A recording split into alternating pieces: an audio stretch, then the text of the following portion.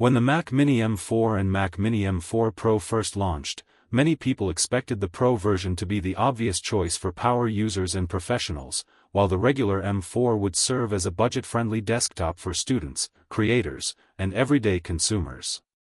But after 10 months of real-world use, the story is much more complicated than the simple "Pro is better" narrative.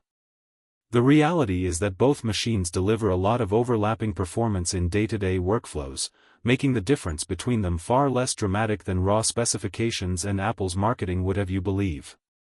Benchmarks suggest the M4 Pro should pull significantly ahead, but benchmarks don't always translate to meaningful improvements in real-world productivity. After nearly a year of testing both models across creative, professional, and everyday tasks, the conclusion is that most people will be surprised by how capable the base M4 Mac Mini truly is, and how unnecessary the jump to Pro may feel in practice. This deep dive looks at the hardware, the ports, performance differences, content creation workflows, software development, design apps, photo editing, gaming, audio production, and more. It also explores whether the M4 Pro's extra cost is worth it compared to simply upgrading RAM and storage on the regular M4, or even skipping straight to the Mac Studio if you need more headroom. Design and connectivity. Both models share the same unibody design, giving no visible hint of which chip powers the machine. Unlike the older M2 generation, which had clear port differences, the M4 and M4 Pro Minis look identical on the outside. Each offers dual USB-C ports up front, 3 on the back, HDMI, and Ethernet. But the Pro pulls ahead with Thunderbolt 5 on the rear ports compared to Thunderbolt 4 on the standard M4. On paper, Thunderbolt 5 doubles transfer speeds to 80 gigabits per second and unlocks more external display bandwidth, but in reality, very few workflows reveal noticeable gains. For most users, Thunderbolt 4 is already faster than they will ever need. Monitor support differs slightly, with the M4 Pro handling up to 3 6K displays versus 2 6 Burmese shots plus 1 5K on the base M4. Once again, unless you are building a multi-monitor creative editing bay, this advantage rarely matters in everyday use. Both support 10 gigabits Ethernet options, Wi-Fi 6E, and Bluetooth 5.3 without issue. Everyday use and productivity. In browsing, streaming, email, office productivity apps, and even light creative work, the base M4 delivers flawless performance. Lag is non-existent, apps open instantly, and multitasking feels seamless.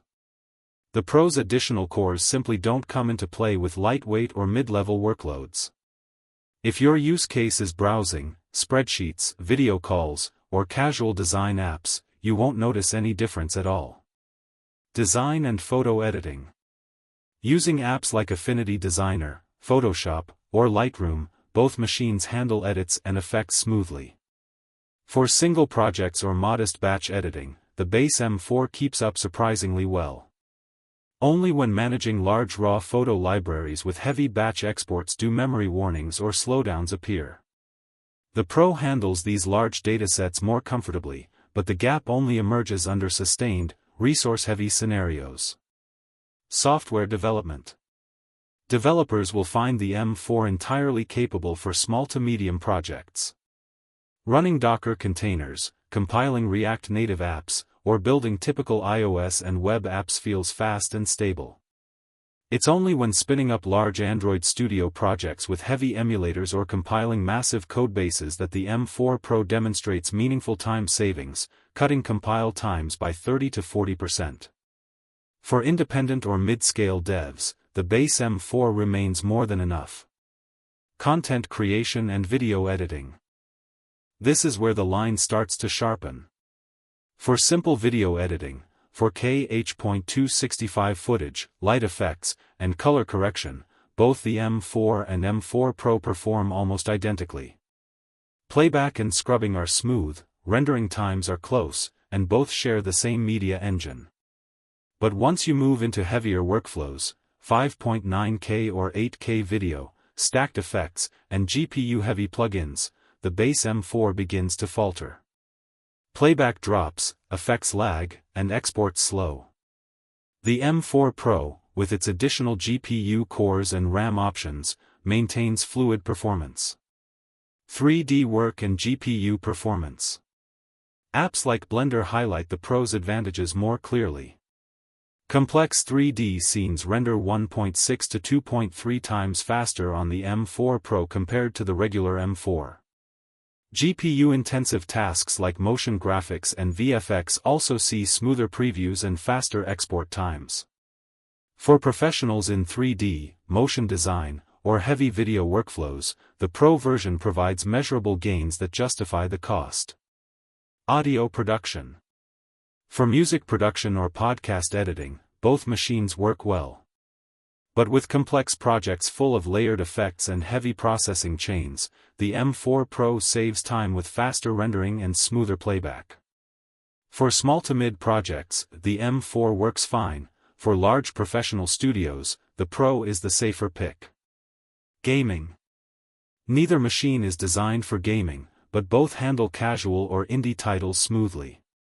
The Pro delivers higher frame rates and more consistent performance in demanding games, but most Mac users aren't buying a Mini as a gaming rig. The value question. Here's where the story gets interesting. The base M4 Mac Mini, when upgraded with extra RAM and storage, often provides better day-to-day value than the Pro. Once you spec up the M4 Pro, the cost creeps close to or above the entry-level Mac Studio, which delivers better ports, stronger chips, and superior media engines. This makes the Pro Mini feel like an awkward middle child, too expensive for casual users, but not powerful enough to replace the Studio for professionals.